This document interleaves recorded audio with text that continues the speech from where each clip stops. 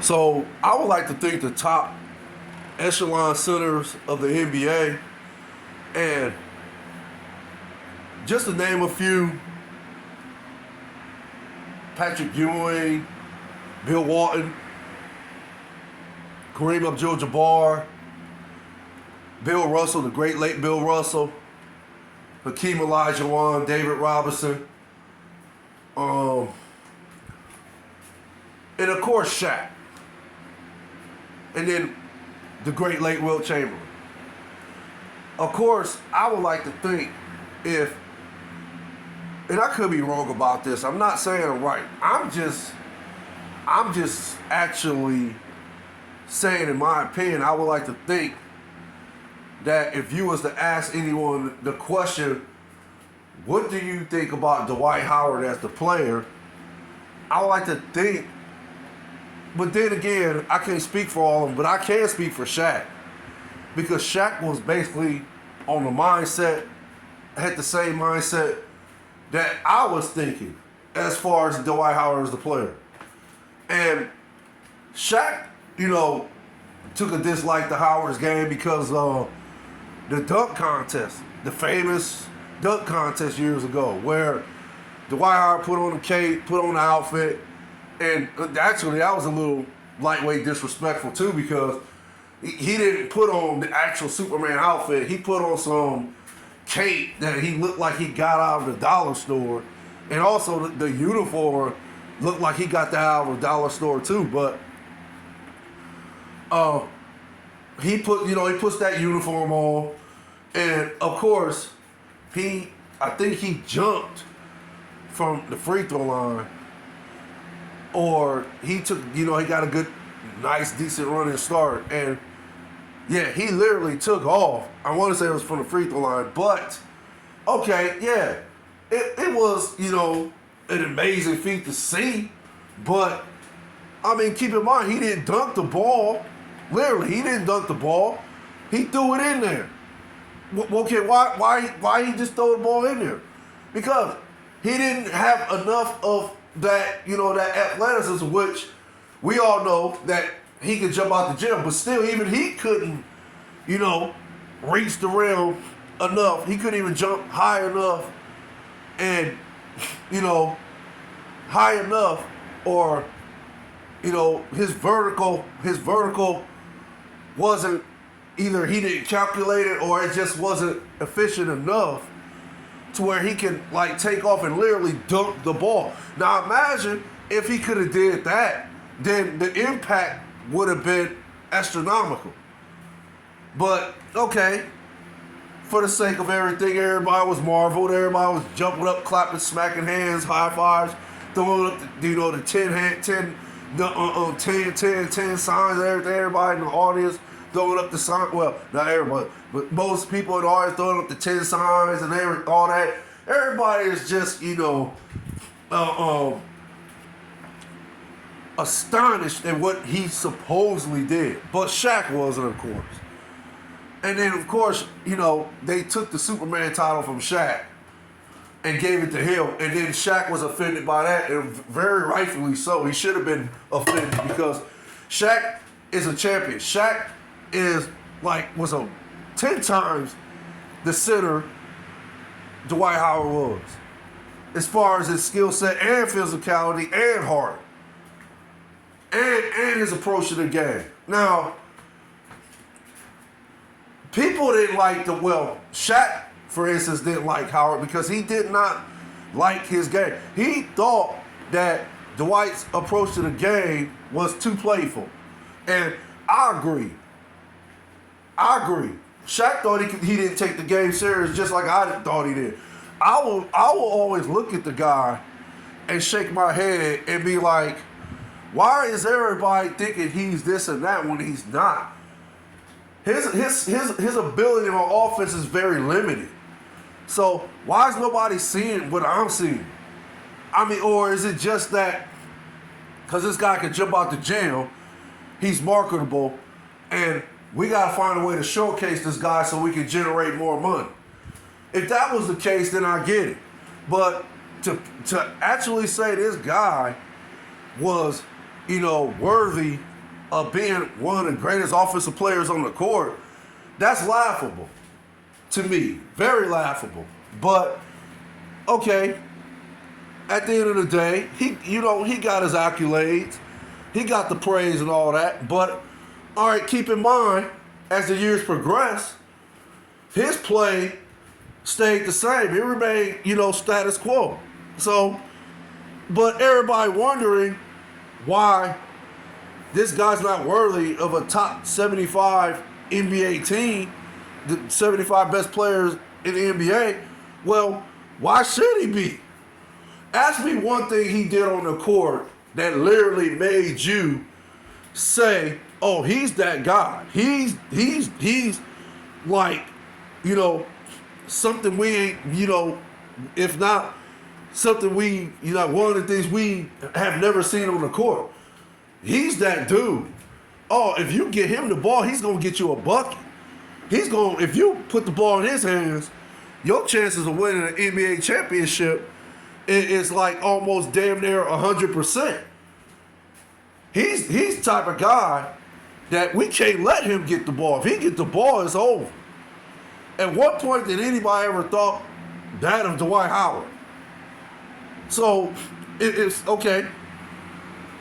If somebody comes and tells me Dwight Howard was that type of player, he was that dude, then, okay, maybe I'll start, do a little bit more homework on Dwight Howard, and maybe I'll start appreciating his game more. But as of right now, I see exactly why he didn't make the 75 best players on list. I see exactly why he didn't make it. He just did not have that type of impact on the court. And Shaq knew what type of player he was. Ask Shaq. Shaq will break it down. Shaq will compartmentalize it better than what I'm doing. I'm just going off what I've seen over the years when I watched Dwight play in the NBA. The series against the Cavs told me everything about Howard. I was not impressed at all. I didn't see anything good he did except play defense and rebound the ball. That's it. As far as offensive wise, I mean, Zydrunas Ilgauskas is one of my favorite players of all time in the NBA. But come on. Z was on the tail end of his career, and you're telling me that you're going to have this guy guard Dwight Howard? Come on. Z was not strong enough. I'm not going to say skilled enough, but he just was not strong enough to guard the man. I already know how the coaching staff looked at that matchup, Zydrunas versus Dwight Howard. I already know how they looked at that matchup.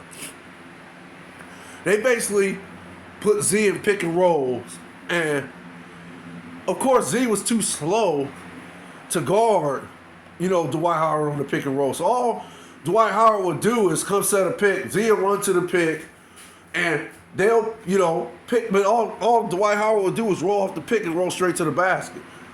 Now, if you ask me, why are you guarding Dwight Howard off a pick and roll anyway? Why? There's no reason to guard him. What is he going to do? If it was me, I'm not guarding no pick and roll.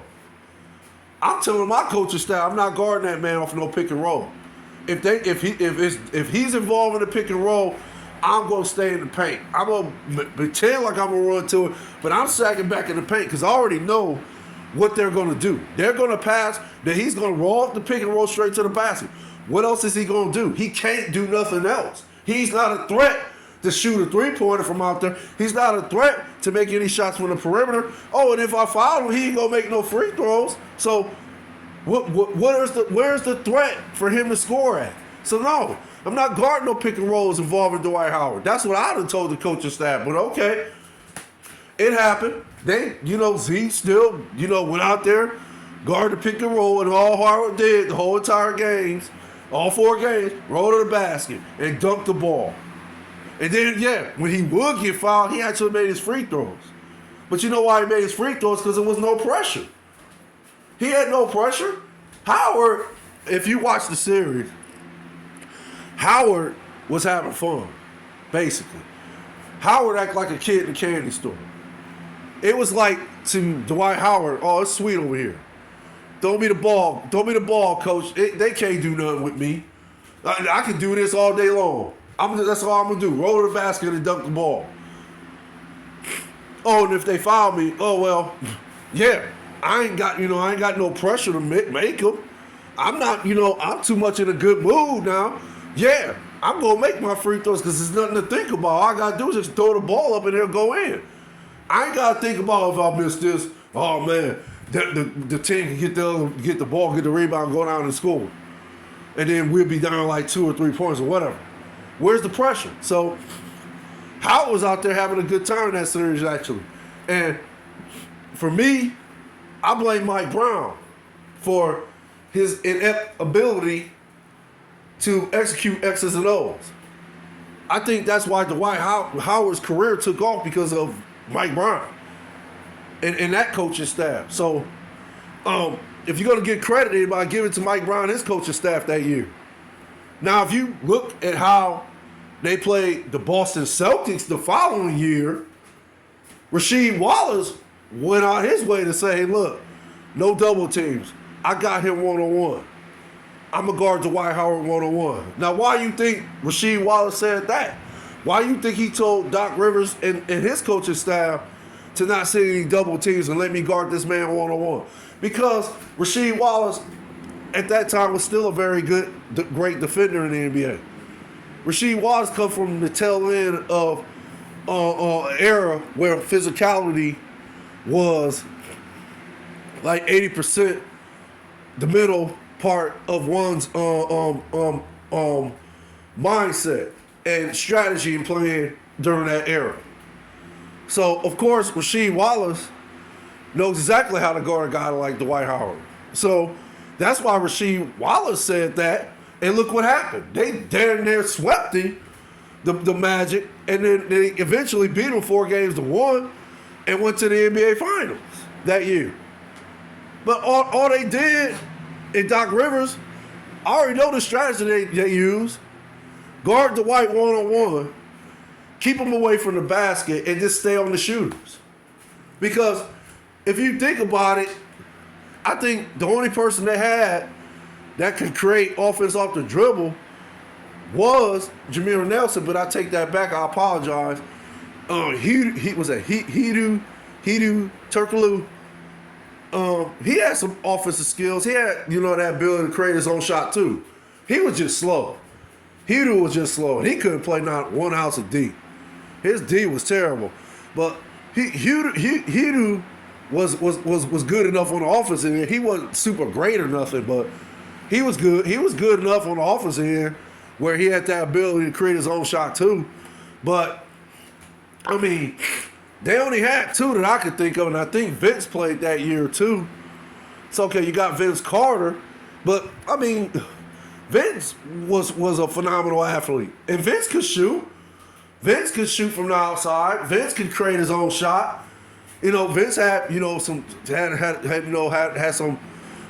let's just say Vince's skill set was efficient enough to where I think he was a superstar.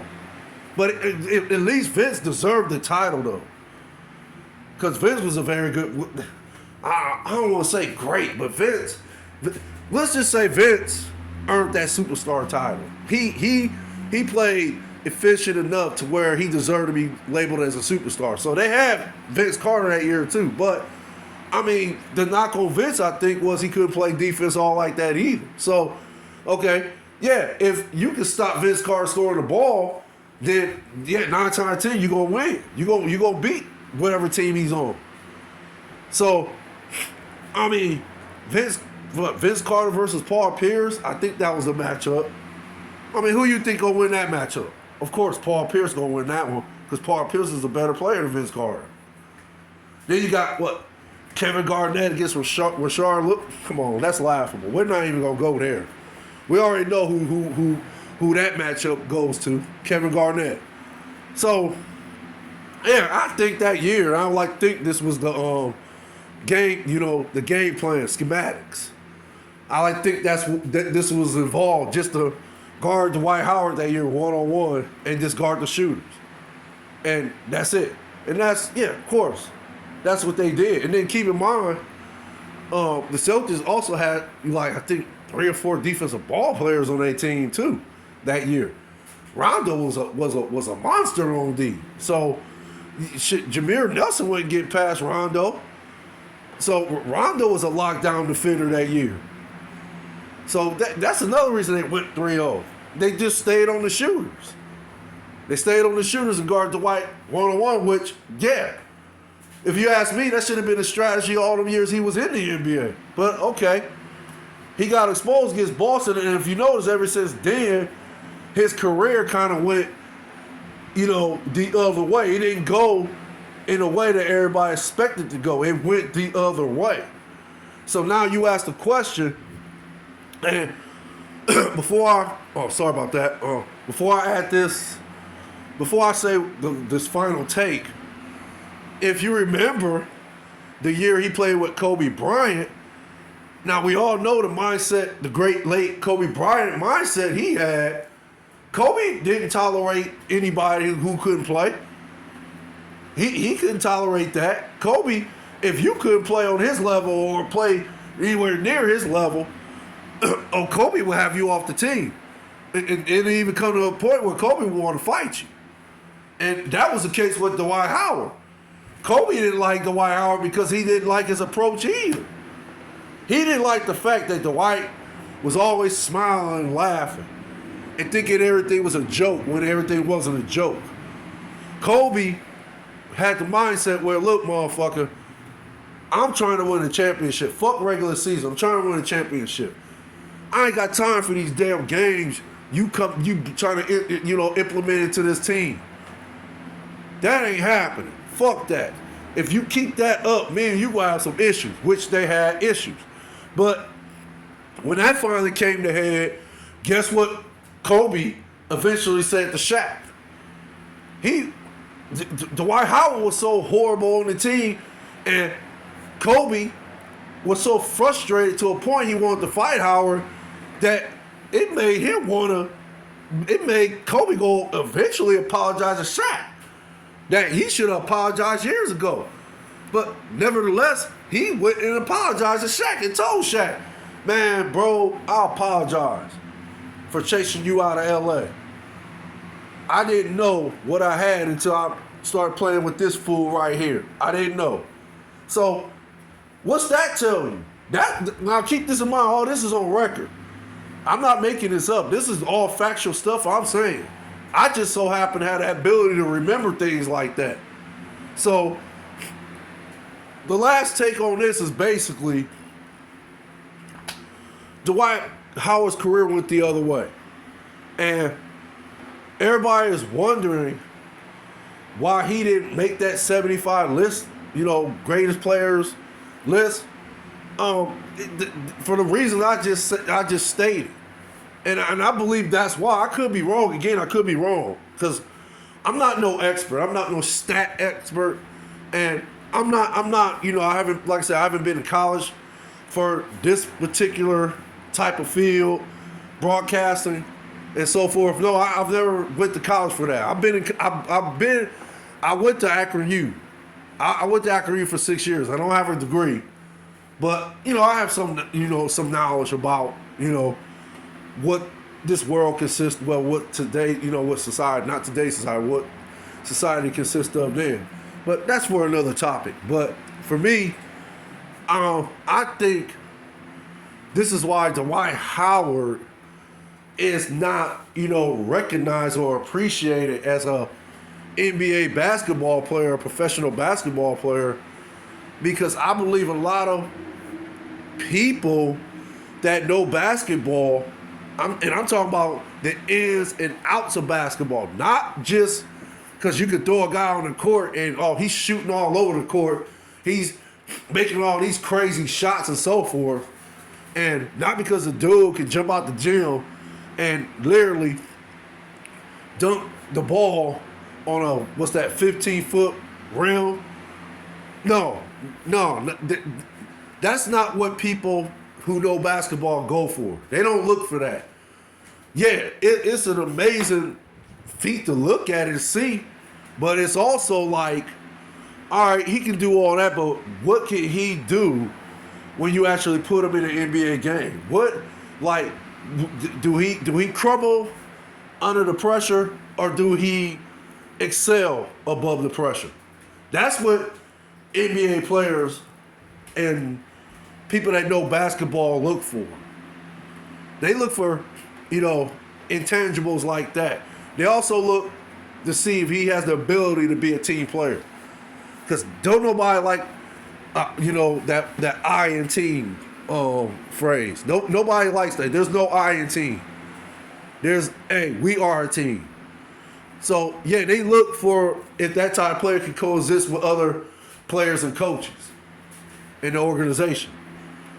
So, I mean, in today's society, to be honest, I don't know what they look for now, because the NBA has changed. But that's another topic too. I'm not going to touch on that. I just wanted to speak on, in my opinion, why I feel Dwight Howard is not appreciated or not recognized, or just simply he doesn't get the credit that that he thinks he deserves. And, he got some people who are a fan of him. So they feel that he deserves the accolades and achievements also. But I just really believe that he's not seeing why he didn't. I'm just guessing that he didn't never look at his intangibles, like his inability to not be efficient on the offensive end. I really believe that he would have worked on that part of his game like Shaq did. Now, remember when Shaq came in the league, Shaq was raw power. Shaq was basically like a dunking machine. But Shaq had skills. You could see it in Shaq. Shaq had promise and potential. When Shaq came in the league, Shaq could dribble a little bit. Shaq, had, he didn't have post moves like he eventually achieved, going forward. But he just had potential. You knew that if someone worked with Shaq or Shaq worked on his game, Shaq was going to be one of the most dominant forces in the game, one of the greatest players to ever play the game. Which, eventually that's what Shaq became. So I believe if Dwight, or if somebody would have sat him down, or somebody would have worked on his the offensive part of his game, who knows what type of player Dwight Howard could have been. But it never happened. Dwight remained status quo. Dwight came in the league dunking the ball and purely, being one of the greatest defensive players in the game because of his athletic ability, because of his ability. He had a phenomenal ability to jump out the gym. So because of that, that's why he was able to be a success for as long as he could. But eventually, when that athleticism go, now it's more about you using your brain, or should I say using your mind, and using your other skill set, which is post moves, the ability to shoot at least a 15-foot jump shot, or even nowadays, 7-footers can step out and hit a three. So if Dwight would have worked on that part of his game, who knows what type of player he could have been. But because he remained in status quo, in my opinion, I really believe this is why Dwight Howard is not recognized as one of the greatest players to ever play the game, and why he was left off that 75 greatest players list. And for me, will he qualify to be in the Hall of Fame? Will he be first ballot? Now that I don't know. I don't know. If you ask me, I guess you can put him in there because you can't knock what he did in the NBA. Plus, he is an NBA champion. Even though he didn't really contribute to the ring, to the Lakers winning that NBA championship that year. He didn't really contribute, in my opinion, but I mean, it is what it is. He is a champion, and yeah, he has these other accolades that he achieved in the past. So I guess if the nominees, I guess if the voters are going to go off that, then yeah, he deserves to be in the Hall of Fame. So, y'all take care. Y'all stay blessed out there. Y'all be safe. One love. DJ Lottie Dottie. Facts from the Ghost. Thank y'all for y'all time. Later.